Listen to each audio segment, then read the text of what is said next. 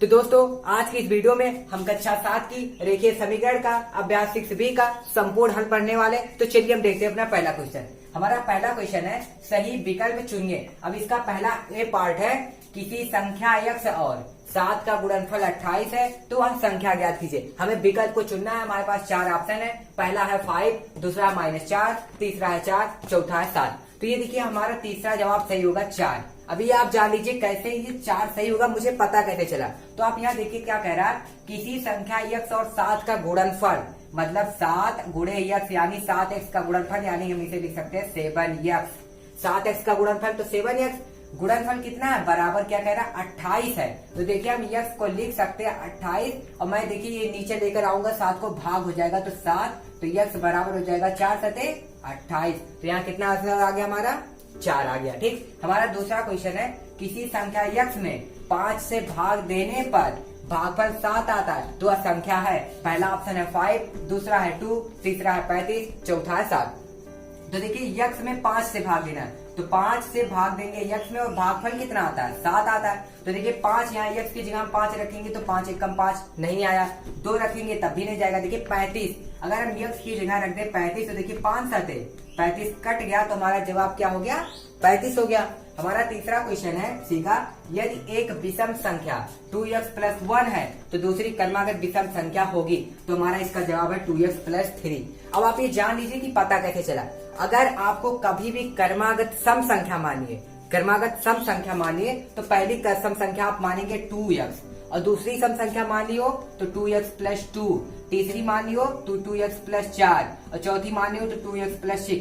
यानी कि पहला संख्या 2x मानेंगे और अगर सम संख्या कहे तो उसमें 2 जोड़ते जाएंगे। यदि अगर आपको विषम संख्या कहे तो पहली विषम संख्या हम मानेंगे 2x + 1 और दूसरी मानेंगे 2x + 3, तीसरी मानेंगे 2x + 5, ऐसे हम मानते जाएंगे। ठीक, तो आपको यदि क्रमागत सम संख्या माननी हो तो सबसे पहले 2x, उसके बाद 2x + 2, 2x + 4, उसके बाद इसे आप बढ़ाते जाइएगा। और आपको यदि क्रमागत विषम संख्या मानिए तो पहले 2x + 1 मानिए, फिर 2x + 3 मानिए, फिर 2x + 5 मानिए और ऐसे मानते चले जाइए। तो दोस्तों अभ्यास 6B का हमारा दूसरा क्वेश्चन है, कुछ गणितीय कथनों को रेखीय समीकरणों के रूप में अभिव्यक्त किया गया है, सही कथनों को छांटिए। यानी कि हमें सही को चुनना है और गलत को गलत बताना है। ठीक, क्वेश्चन ये है किसी धनात्मक संख्या के 2/3 और 1/3 में अंतर 7 है। ठीक, तो देखिए यहाँ समीकरण दिया गया 1/3x - 2/3x = 7। तो मान लिया हमारा संख्या हुआ क्या है x है, हमने संख्या x मान लिया। तो कहा किसी धनात्मक संख्या के 2/3 यानी कि 2/3x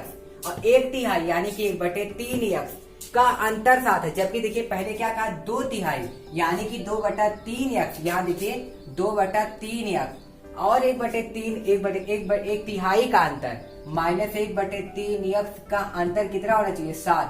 ये समीकरण होना चाहिए था, जबकि समीकरण ये दिया गया, यानी समीकरण को ये उल्टा करके दिया है तो समीकरण ये सही नहीं है, ये क्या है गलत, या इसी को हम लिख देंगे क्या है असत्य है, इसी को हम असत्य है लिख देंगे। ठीक, हमारा दूसरा क्वेश्चन है किन्हीं 2 क्रमागत संख्याओं का योगफल 27 है तो समीकरण दिया गया x + x + 1 = 27। ठीक, तो मैं आपको एक बात और बता दूं, आपको जब भी 2 क्रमागत संख्या मानी हो, क्रमागत संख्या अगर आपको माननी हो तो पहली क्रमागत संख्या आप x मानेंगे, दूसरी x + 1 और मान लीजिए अगर तीसरी मान ली हो तो x + 2, चौथी माननी हो x + 3। तो हमारा देखिए यहाँ समीकरण ये सही है। देखिए 2 क्रमागत संख्या तो पहली क्रमागत संख्या x और दूसरी क्रमागत संख्या x + 1 और दोनों का योग कितना का है 27। तो ये क्या है सत्य है। ठीक, हमारा तीसरा क्वेश्चन है सी किसी संख्या के दूने में 8 जोड़ने पर योगफल 50 है तो समीकरण दिया गया 2y + 8 = 50। ठीक, तो मान लिया हमने वो जो संख्या दिया गया वो संख्या y है। तो देखिए क्या कहा है किसी संख्या के दूने में, तो संख्या y था और y का दूना मैंने कर दिया तो 2y हुआ। ठीक, तो दूने में 8 जोड़ने पे इसमें पलट 8 जोड़ा भी गया, 8 जोड़ने पे देखिए योगफल कितना हो जाता है, योगफल 50 हो जाता है। तो देखिए 2y + 8 = 50, तो ये भी क्या है सत्य है। ठीक, ये देखिए किसी संख्या के 2/3 में 17 जोड़ने पर योगफल 19 प्राप्त होता है तो माना हुआ संख्या पहले क्या है x है। फिर देखिए कहा संख्या के 2/3, देखिए 2/3 2/3 कहा और क्या 2/3 में 17 जोड़ने पे +17 जोड़ा गया, जोड़ने पर योगफल कितना हो जाता है 19 हो जाता है। तो यहाँ हमारा ये भी समीकरण सही है, तो हम इसको लिख देंगे क्या सत्य है। तो दोस्तों हमारा तीसरा क्वेश्चन है, एक संख्या का 1/2 उसी संख्या के 1/4 से 15 अधिक है तो संख्या ज्ञात कीजिए। तो सबसे पहले हम संख्या मानेंगे, तो हम लिखेंगे सबसे पहले माना संख्या क्या है, माना संख्या यक्ष है। ठीक, अब आप एक बात याद ध्यान दीजिए, देखिए एक संख्या का 1/2 यानी ये जो यक्ष संख्या माने इसी संख्या का 1/2, तो हम लिखेंगे, देखिए संख्या यक्ष माना है ना, तो संख्या यक्ष का 1/2 इक्वल टू इसको हो जाएगा 1/2 इंटू यक्ष, तो ये हो जाएगा x/2। फिर क्या कह रहा, उसी संख्या के 1/4 से, तो हम लिखेंगे संख्या यक्ष का कितना 1/4, तो ये हो जाएगा कितना 1/4 इंटू क्या यक्ष, तो ये भी हो जाएगा x/4। अब हम देखेंगे प्रश्नानुसार, हम यहाँ लिखेंगे अकॉर्डिंग टू क्वेश्चन यानी कि प्रश्नानुसार। यहाँ देखिए क्या कह रहा है, एक संख्या का 1/2 यानी कि देखिए ये हो गया x/2, उसी संख्या के 1/4 से 15 अधिक है इक्वल टू x/4, इससे कितना अधिक है 15 अधिक है प्लस 15, ये हमारा समीकरण हो गया। अब हमें संख्या को ज्ञात करना, तो देखिए हम चर को एक तरफ रखेंगे और अचर को एक तरफ, तो ये हो गया x/2, इसको हम इधर लाएंगे तो माइनस x/, कितना हो जाएगा 4 और बराबर कितना हो गया 15। अब दोनों का लघुत्तम लेंगे तो लघुत्तम हो जाएगा कितना 4 आएगा लघुत्तम, तो देखिए यहाँ पे 2 से 4 में भाग करेंगे तो यक्स इंटू 2 हो जाएगा, और ये माइनस देखिए यक्स हो गया इंटू 4 से 4 में भाग करेंगे 4 एकम 4, यहाँ 1 हो गया तो यक्स एकम यहाँ यक्स हो जाएगा, और ये देखिए 2 का गुणा इसमें करेंगे तो हो जाएगा 2x इक्वल टू कितना 15। अब देखिए इसके नीचे 1, इसका गुणा इधर, इसका गुणा हम इधर करेंगे, तो इसका गुणा इधर करेंगे तो ये हो जाएगा 2x और माइनस x इक्वल टू 15 गुणे हम इसको कर देंगे 4। अब देखिए 2x से अब x घटाएंगे तो आएगा x इक्वल टू 15 चुके 60, तो x का मान कितना आ गया 60, यानी कि वो संख्या क्या है 60 है। तुम्हारा चौथा क्वेश्चन है, एक संख्या 7 से 4 बड़ी है, वह संख्या है, तो हम मानेंगे सबसे पहली संख्या, तो लिखेंगे माना संख्या यक्ष है। अब हम यहाँ लिखेंगे, देखिए प्रश्नानुसार यहाँ हो जाएगा प्रश्नानुसार, तो एक संख्या 7 से 4 बड़ी है तो संख्या यक्ष, देखिए किससे 7 से 4 बड़ी है, तो 7 और ये प्लस कितना हो जाएगा 4, तो यक्ष बराबर हो जाएगा 7 4 11, तो वो संख्या क्या है 11 है। वह संख्या, देखिए क्वेश्चन कहा था एक संख्या 7 से 4 बड़ी है, वह संख्या ज्ञात कीजिए, तो हमने सबसे पहले माना संख्या क्या है यक्ष। प्रश्नानुसार देखिए संख्या कह रहा है 7 से 4 बड़ी है, यानी यक्ष इक्वल टू 7 प्लस 4, यानी कि 7 से 4 बड़ी है तो 7 प्लस 4, तो यक्ष इक्वल टू कितना हो गया 11। तो दोस्तों हमारा पांचवा क्वेश्चन है, एक कक्षा में 45 विद्यार्थी हैं, यदि छात्राओं की संख्या की 2/3 हो तो छात्राओं की संख्या बताइए। तो हम पहले देखिए हमें छात्राओं की संख्या बतानी, तो हम पहले लिखेंगे माना छात्राओं की संख्या क्या है, हम यक्ष मानेंगे, माना छात्राओं की संख्या यक्ष है। फिर देखिए क्या कह रहा है, छात्राओं की संख्या की 2/3 हो, तो फिर उसके बाद हम लिखेंगे छात्रों की संख्या कितनी, छात्राओं की संख्या का यानी कि यक्ष का कितना है 2/3, तो 2/3 ये हो जाएगा 2/3 यक्ष हो गया। ठीक, तो कह रहा छात्राओं की संख्या ज्ञात कीजिए, और कुल विद्यार्थी कितने हैं 45 विद्यार्थी, तो हम यहाँ लिख लेंगे विद्यार्थी की संख्या, यहाँ आगे लिख दीजिए आप कुल विद्यार्थी की संख्या इक्वल टू कितना है 45। ठीक, तो हम यहाँ लिखेंगे प्रश्नानुसार, यहाँ देखिए आप क्या कह रहा क्वेश्चन, यदि छात्राओं की संख्या की 2/3 हो तो छात्रों की संख्या ज्ञात कीजिए। तो देखिए ये बताइए छात्र और छात्राओं की संख्या दोनों को मिलाकर कितने विद्यार्थी हैं 45, तो हम यहाँ लिखेंगे यक्ष प्लस ये हो जाएगा 2/3 यक्ष और इक्वल टू कितना 45। अब इसके नीचे 1, अब ये इसका लघुत्तम हो जाएगा कितना 3, तो लघुत्तम हो गया 3, तो तिरछा गुणा 3 का गुणा यहाँ करेंगे 3x और प्लस इसका गुणा इधर करेंगे तो 2x इक्वल टू कितना 45। अभी देखिए हो जाएगा 3 2 5x और बटे 3 इक्वल टू 45/1। अब इसका गुणा इधर, इसका गुणा इधर, तो ये देखिए इसका गुणा इधर करेंगे तो हो जाएगा 5x इक्वल टू 45 का गुणा 3 करेंगे तो 45 गुणे 3। अब ये 5 नीचे जाके भाग हो जाएगा तो x बराबर 45 गुणे 3 इक्वल टू कितना 5, अब 5 9 45, तो यक्स बराबर 9 त्रिक 27, यानी कि जो छात्राओं की संख्या है, छात्राओं की संख्या कितना है 27 है। तो दोस्तों हमारा 6वां क्वेश्चन है, एक संख्या के 1/3 भाग में से उसका 1/4 भाग घटाने पर 4 शेष है, संख्या बताइए। तो हम सबसे पहले संख्या मानेंगे यक्स, तो हम लिखेंगे माना संख्या यक्स है। उसके बाद देखिए कह रहा एक संख्या के 1/3 भाग, यानी संख्या यक्स के 1/3 भाग, तो हम लिखेंगे संख्या यक्स के 1/3 भाग, यानी कि हो जाएगा ये x/3। फिर उसी संख्या के 1/4 भाग, तो हम लिखेंगे संख्या यक्स के 1/4 भाग, यानी कि xy कितना 4। हम लिखेंगे प्रश्नानुसार, तो ये हो जाएगा प्रश्नानुसार। देखिए ये क्या कह रहा है, एक संख्या के 1/3 भाग में से उसका 1/4 भाग घटाने पे 4 शेष है, संख्या बताइए। तो देखिए x/3 से घटाने कितना कह रहा -x/4 इक्वल टू, देखिए शेष कितना बच रहा है 4, तो इसके नीचे हम 1 मान लेंगे। अब 4 3 का लघुत्तम लेंगे तो 4 3 ये हो जाएगा 12, तो इसका गुणा यहाँ करेंगे तो 4x और माइनस इसका गुणा इधर करेंगे तो 3x इक्वल टू 4/1। अब हम इसका तिरछा गुणा करा देंगे तो ये देखिए 4 और ये 4x और माइनस हो जाएगा 3x इक्वल टू, इसका गुणा इधर करा देंगे तो 12 चौक 48, तो ये देखिए 4x में से 3x घटाएंगे तो हो जाएगा x इक्वल टू 48। तो संख्या कौन सी है 48 हमारी संख्या है। तो हमारा 7वां क्वेश्चन है, आदर्श, डेविड और हामिद का कुल भार 44 किलोग्राम है। यदि डेविड का भार आदर्श के भार से 1.3 ग्राम अधिक एवं हामिद के भार से 2.1 किलोग्राम अधिक हो तो तीनों का भार अलग अलग बताना। ठीक, आप पहले क्वेश्चन को ध्यान से समझिए। आदर्श, डेविड और हामिद का कुल भार, यानी कि तीनों का भार कितना है 44 किलोग्राम है। ठीक, तो कह रहा है यदि डेविड का भार, मतलब डेविड का भार आदर्श के भार से 1.3 kg अधिक, मतलब आदर्श के भार से डेविड का भार कितना अधिक है 1.3 किलोग्राम, और फिर क्या कह रहा है योम हामिद के भार से 2.1 किलोग्राम अधिक हो, यानी डेविड का भार हामिद के भार से 2.1 किलोग्राम अधिक है, तो तीनों का भार अलग अलग बताना। तो सबसे पहले हम डेविड का भार मानेंगे, तो हम सबसे पहले लिखेंगे माना डेविड, जो डेविड है माना डेविड का भार, हम डेविड का भार मान लेते हैं यक्स है, माना डेविड का भार कितना है यक्स है। ठीक, तो हम देखेंगे फिर क्या रहा है आदर्श के, देखिए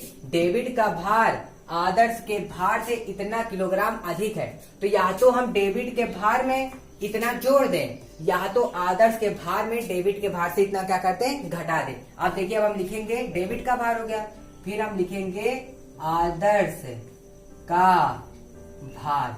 अब यहाँ क्वेश्चन आप समझिए, यदि डेविड का भार आदर्श के भार से 1.3 किलोग्राम अधिक है, यानी कि डेविड का भार आदर्श के भार से इतना अधिक है, यानी कि आदर्श का भार डेविड के भार से कितना इतना कम है, तो भार लिखेंगे यक्स माइनस यक्स। देखिए डेविड का भार है, ये भार यक्स डेविड के भार से हम इतना घटा देंगे 1 - 3। ठीक, ये हो गया 1 - 3। अब फिर कह रहा है हामिद का भार, तो हम यहाँ लिखेंगे क्या हामिद का भार, हामिद का भार डेविड के भार से कितना 2.1 किलोग्राम क्या है कम है, तो ये तीनों का इनका भार अलग अलग हो गया। अब तीनों का भार कितना है 44 किलोग्राम, तो हम यहाँ लिख रहे हैं तीनों का भार इक्वल टू कितना 44 किलोग्राम है। ठीक, अब हम यहाँ लिखेंगे प्रश्नानुसार, प्रश्नानुसार देखिए तीनों का भार मिला के 44 ग्राम है ना, तो हम यहाँ लिखेंगे यक्स प्लस, हम इसको लिखेंगे यक्स माइनस 1.3 और फिर इसको लिखेंगे प्लस यक्स माइनस 2.1 इक्वल टू इसको लिखेंगे 44। ठीक, अब देखिए हम यक्स एक्स वाले को जोड़ लेंगे, तो 1 x 2 x, यहाँ कितना x मिला के हो गया 3 x माइनस, ये देखिए माइनस माइनस प्लस, लेकिन चिन्ह माइनस का, देखिए 3 1 4 दशमलव, ये देखिए 2 1 कितना हो गया 3 इक्वल टू कितना 44। अब हम चर को एक तरफ रखेंगे और अचर को एक तरफ, देखिए यहाँ 3x माइनस 3.4 इक्वल टू 44 हो गया। अब हम चर को एक तरफ रखेंगे और अचर को एक तरफ, तो यहाँ हो जाएगा 3x इक्वल टू, ये देखिए 44, इसको इधर भेजेंगे तो प्लस 3.4, तो ये हो जाएगा 3x इक्वल टू, देखिए इसमें जोड़ेंगे तो ये हो जाएगा 47.4, तो देखिए यक्स बराबर ये नीचे आएगा भाग हो जाएगा, तो ये हो जाएगा 47.4 4/3। अब इसको हम यहाँ लिखते हैं x बराबर हो जाएगा, देखिए हम भाग करेंगे तो हो जाएगा 3 एक कम 3, 3 5 15 दशमलव, यहाँ कितना बचा 2, 24 3 8 24, यानी जो डेबिट का भार है, डेबिट का भार कितना है 15.8। अब कहा तीनों का भार अलग अलग बताना है, तो हम पहले लिखेंगे यहाँ डेबिट का भार। हम यहाँ पहले लिखेंगे क्या, डेबिट का भार। डेबिट का भार कितना था, यक्स था, यक्स का मान कितना आ गया है 15.8। फिर क्या था, आदर्श का भार हमें बताना है, तो हम यहाँ लिख रहे हैं आदर्श का भार। आदर्श का भार कितना, देखिए यक्स माइनस 1.3, तो यक्स का मान कितना है 15.8 और माइनस 1 दशमलव कितना 3। हम माइनस करेंगे तो 8 में से 3 जाएगा 5.15 से 1 जाएगा 14 हो जाएगा। ठीक, उसके बाद देखिए हामिद का भार, तो हम यहाँ लिखेंगे क्या, हामिद का भार। तो यहाँ देखिए हामिद का भार कितना है, यक्स माइनस 2.1, तो यक्स का मान कितना है 15.8 और माइनस 2.1। तो देखिए यहाँ से 8 से 1 गया 7.15 से 2 गया, यहाँ हो गया 13। यदि आप तीनों का भार जोड़ेंगे यानी 15.8, 14.5 और 13.7, तो आपको निकल के 44 ही आएगा। ठीक, तो चलिए हम देखते हैं अपना 8वां क्वेश्चन। तो हमारा 8वां क्वेश्चन है, 2 अंकों की एक संख्या के अंकों का योगफल 4 है। यदि दहाई के अंक से इकाई का अंक घटा दिया जाए तो शेष 2 है, संख्या ज्ञात कीजिए। तो सबसे पहले हम इकाई और दहाई संख्या मानेंगे, तो हम लिखेंगे माना 2 अंकों में हमें 2 अंक की संख्या लेनी है। माना 2 अंकों में इकाई का अंक हम पहले मानेंगे, इकाई का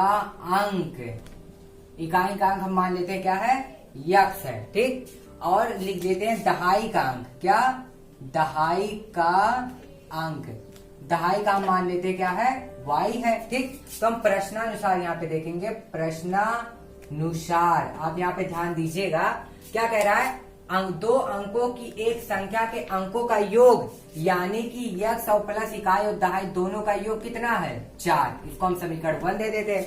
यदि दहाई के अंक से, दहाई कौन है, y है, दहाई के अंक से क्या इकाई का अंक घटा दिया जाए माइनस यक्स कर दिया जाए तो क्या आ जाता है, तो शेष कितना आता है 2, समीकरण नंबर 2। अब हम समीकरण 1 और 2 को क्या करेंगे, जोड़ेंगे। तो हम लिख रहे हैं समीकरण 1 व समीकरण 2 को क्या करने पर, जोड़ने पर। ठीक, तो हम देखिए जोड़ेंगे तो ये हो जाएगा x प्लस वाई और ये हो जाएगा plus y minus X equal to 4 plus कितना हो जाएगा 2। तो देखिए यहाँ पे प्लस, ये देखिए minus x plus x cut जाएगा तो ये हो जाएगा कितना 2y इक्वल टू, देखिए 4 2 6, तो y बराबर 6 बटे, या नीचे 2 आएगा भाग हो जाएगा कट जाएगा, y बराबर 2 3 6। y का मान कितना आ गया 3। अब हम y का मान समीकरण 1 में रखेंगे, तो हम यहाँ लिख रहे हैं समीकरण 1 में y का मान कितना है, y बराबर 3 रखने पर, तो हम समीकरण 1 उतारेंगे तो ये हो जाएगा x plus Y equal to कितना 4 हो गया। तो समीकरण x प्लस y का मान कितना है 3 इक्वल टू कितना 4, तो x बराबर 4, ये देखिए प्लस 3 था इधर भेजेंगे माइनस 3 हो जाएगा, तो x बराबर 4 वैसे 3 गया 1। तो हमारा इकाई का अंक कितना आ गया 1 और दहाई का अंक आ गया 3। अब हमें वो संख्या भी बताना है, तो हम लिखेंगे अभीष्ट संख्या, तो ये हो जाएगा देखिए 10y, देखिए इकाई का अंक कितना था, पहले आप देखिए इकाई का अंक x और दहाई का अंक y है, तो 10y और प्लस x, तो 10y का मान कितना है, y का मान रखेंगे 3 प्लस x का मान कितना है 1, तो हो जाएगा 10 30 और प्लस 1 इक्वल टू कितना 31। तो यानी वो संख्या कितनी है 31 हमारी संख्या है। तो हमारा 9वां क्वेश्चन है, 2 क्रमागत संख्याओं का योगफल 21 है, उन संख्याओं को बताइए। तो मैंने आपको बताया है कि अगर हमें 2 क्रमागत संख्याएं माननी हो तो सबसे पहले हम x मानेंगे और दूसरे को x प्लस 1 मानेंगे। तो हम सबसे पहले लिखते हैं माना 2 क्रमागत संख्याएं, माना 2 क्रमागत संख्याएं x और क्या है x प्लस 1 है। ठीक, x और x प्लस 1 हो गया। तो देखिए हम लिखेंगे यहाँ पे प्रश्नानुसार देखिए क्या कहा है, 2 क्रमागत संख्याओं का योगफल 21 है। तो पहली क्रमागत संख्या x और दूसरी x प्लस 1 और दोनों का योगफल कितना है 21 है। तो देखिए इसको हम करेंगे x हो जाएगा प्लस, ये देखिए हो जाएगा x प्लस 1 इक्वल टू कितना 21, x हो जाएगा 2x और प्लस 1 इक्वल टू 21। अब देखिए हम 2x को इधर रखेंगे 21, अभी इस अचर को हम इधर भेज देंगे तो -1, तो ये जाएगा 2x इक्वल टू 21 से गया 20, तो x बराबर 20/2 कट गया, x बराबर कितना आ गया 10। यानी कि जो पहली क्रमागत संख्या है वो है कितना 10। हम यहाँ लिख देते हैं पहली क्रमागत संख्या, पहली क्रमागत संख्या x बराबर कितना हो गया 10। और फिर यहाँ लिख दे रहे हैं क्या दूसरी क्रमागत संख्या कितना है x प्लस 1, यानी कि x का मान कितना है 10 और प्लस 1 इक्वल टू कितना 11। अब आप दोनों को जोड़िए तो 10 और 11 कितना हो जाएगा 21। तो हमारा 10वां क्वेश्चन है दो क्रमागत सम संख्याओं का योगफल 30 है, उन संख्याओं को ज्ञात कीजिए। तो मैंने आपको बताया है कि अगर हमें दो क्रमागत सम संख्याएं माननी हो तो पहली क्रमागत संख्या मानेंगे 2x और दूसरी क्रमागत संख्या मानेंगे 2x प्लस 2। तो हम सबसे पहले लिखेंगे दो क्रमागत सम संख्या।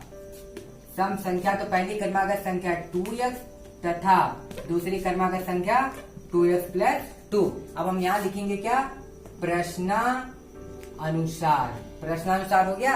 अब देखिए क्या कहा है दो क्रमागत सम संख्याओं का योगफल 30 है, तो पहली क्रमागत संख्या 2x और दूसरी क्रमागत संख्या 2x प्लस 2 और दोनों का योग कितना है, दोनों का योग है कितना 30। तो हम इसको लिखेंगे 2x और plus 2x plus 2 equal to कितना 30। अब देखिए हम चर को जोड़ लेंगे, अचर को इधर भेज देंगे तो 2 2 4x इक्वल टू 30। अभी देखिए प्लस 2 इधर भेजेंगे तो -2 हो जाएगा, तो हो गया 4x और 30 में से 2 गया 28 हो जाएगा। x बराबर 28, 4 नीचे आएगा भाग हो जाएगा, तो x बराबर 4 सते 28, तो x का मान कितना आ गया 7। यानी कि देखिए अब हम लिखेंगे पहली क्रमागत सम संख्या, पहली क्रमागत सम संख्या क्या है 2x है, तो यानी कि 2 इंटू x का मान कितना है 7, तो 7 दूना 14। पहली क्रमागत संख्या क्या था 14। उसके बाद हम लिखेंगे दूसरी क्रमागत सम संख्या, दूसरी क्रमागत सम संख्या क्या है 2x प्लस 2 है, तो 2 इंटू x का मान कितना है 7 और प्लस कितना 2, 7 दूना 14 और प्लस 2 कितना हो जाएगा 16। अब आप 16 और 14 को जोड़िए कितना आ रहा है 30 आ रहा है, तो दो क्रमागत सम संख्याओं का योगफल कितना हो जाएगा 30 हो जाएगा। तो हमारा 11वां क्वेश्चन है दो क्रमागत विषम संख्याओं का योगफल 40 है, उन संख्याओं को ज्ञात कीजिए। तो मैंने आपको बताया है कि अगर हमें क्रमागत विषम संख्या माननी हो तो हम पहली क्रमागत विषम संख्या मानेंगे 2x प्लस 1 और दूसरी क्रमागत विषम संख्या मानेंगे 2x प्लस 3। तो हम यहाँ पहले लिखेंगे माना दो क्रमागत विषम संख्याएं, पहले हम मानेंगे विषम संख्याएं। विषम संख्या क्या, पहली संख्या 2x प्लस 1 तथा दूसरी क्रमागत विषम संख्या 2x प्लस 3 हो गया, ठीक। उसके बाद हम लिखेंगे यहाँ पे प्रश्नानुसार। देखिए क्या कहा, दो क्रमागत विषम संख्याओं का योगफल 40 है, तो पहली क्रमागत संख्या लिखेंगे 2x प्लस 1 और दूसरी क्रमागत संख्या लिखेंगे 2x प्लस 3। तो ये देखिए इतना हुआ। उसके बाद देखिए दोनों का योग कितना है 40 है, तो इसको करेंगे 2x प्लस 1 और प्लस ये हो जाएगा 2x प्लस 3 इक्वल टू कितना 40 हो जाएगा। अब हम 2x में 2x से जोड़ेंगे 4x और प्लस देखिए ये 2 3 और एक कितना हो गया 4 इक्वल टू कितना 40। अभी हो गया 4x इक्वल टू देखिए 40, ये देखिए प्लस 4 को इधर भेजेंगे तो -4 हो जाएगा, तो 4x इक्वल टू देखिए 40 से 4 जाएगा 36, तो x बराबर 36 बटे कितना 4, तो x का मान 4 9 36, तो x का मान कितना आ गया 9 आ गया। तो हम लिखेंगे पहली क्रमागत विषम संख्या, पहली क्रमागत विषम संख्या क्या था 2x प्लस 1 था, तो 2 इंटू x का मान कितना है 9 और प्लस कितना 1, 9 दूना 18 प्लस 1 इक्वल टू कितना हो गया 19। उसके बाद हम लिखेंगे दूसरी क्रमागत विषम संख्या, दूसरी क्रमागत विषम संख्या इक्वल टू देखिए 2x और प्लस कितना है 3 है, तो देखिए 2x का मान कितना है 9, हम यहाँ रख देंगे +3। अब देखिए 9 दूना 18, 18 3 21। अब 21 में आप 19 को जोड़िए, कितना हो जाएगा 40। तो आप अगर पहली क्रमागत विषम संख्या और दूसरी क्रमागत विषम संख्या जोड़े तो दोनों का योग कितना आ जाएगा 40। तो दोस्तों हमारा 12वां क्वेश्चन है, एक भिन्न का हर 7 है, यदि उसके अंश और हर में 3 जोड़ दिया जाए तो उस भिन्न का मान 4/5 हो जाता है, वह भिन्न ज्ञात कीजिए। तो सबसे पहले देखिए यहाँ हमें हर दिया गया, अंश नहीं दिया गया, तो सबसे पहले हम अंश मानेंगे। तो माना भिन्न का अंश, भिन्न का अंश कितना है, माना भिन्न का अंश x है, ठीक। तो लिखेंगे भिन्न, तो यहाँ लिख देते हैं तो वह भिन्न है। देखिए भिन्न हो जाएगा तो कितना x/7। देखिए हमारा भिन्न का हर 7 था और हमने भिन्न का अंश x माना, तो वह भिन्न क्या बन गया x/7, यानी कि अंश बटे हर। फिर क्या कहा है, यदि उसके अंश और हर में 3 जोड़ दिया जाए तो उस भिन्न का मान 4/5 हो जाता है, वह भिन्न ज्ञात कीजिए। तो हम यहाँ लिख लेते हैं क्या, प्रश्नानुसार आप यहाँ इसे ध्यान से समझिएगा। देखिए क्या कह रहा है, यदि उसके अंश और हर में, हम यहाँ लिख दें पहले x/7 भिन्न है ये, यदि उसके अंश और हर में 3 जोड़ दिया जाए, यानी कि ऊपर अंश में 3 जोड़ दिया जाए, हर में भी 3 जोड़ दिया जाए, तो उस भिन्न का मान कितना हो जाता है 4/5 हो जाता है। तो आप भिन्न ज्ञात कीजिए। तो देखिए हम इसका गुणा इधर करेंगे, इसका गुणा इधर, यानी कि क्रॉस मल्टीप्लाई। तो इसका गुणा इधर करेंगे तो 5x प्लस कितना हो जाएगा 3 इक्वल टू, इसका गुणा इधर करेंगे तो 4 7 और ये प्लस कितना हो जाएगा 3। अब ये देखिए हो गया, इसका गुणा करेंगे तो 5x और प्लस 5 दिया 15 इक्वल टू, देखिए 4 सते, ये देखिए 7 3 10 चौक 40, ये हो गया। उसके बाद देखिए ये 5x इक्वल टू 40 प्लस 15 इधर भेजेंगे तो -15 हो जाएगा। तो ये 5x इक्वल टू 40 से 15 गया, कितना बचेगा 25 बचेगा। तो x बराबर 25 बटे कितना 5। तो यहाँ देखिए x बराबर हो जाएगा 25 5 हो गया, x का मान कितना आ गया 5 आ गया। तो हम लिखेंगे, हमें भिन्न बताना ना, तो लिखेंगे भिन्न कितना था, भिन्न x/7 था। तो यहाँ देखिए x का मान कितना आ गया 5, तो ये हो गया 5 और भिन्न क्या हो गया 5/7 हो गया।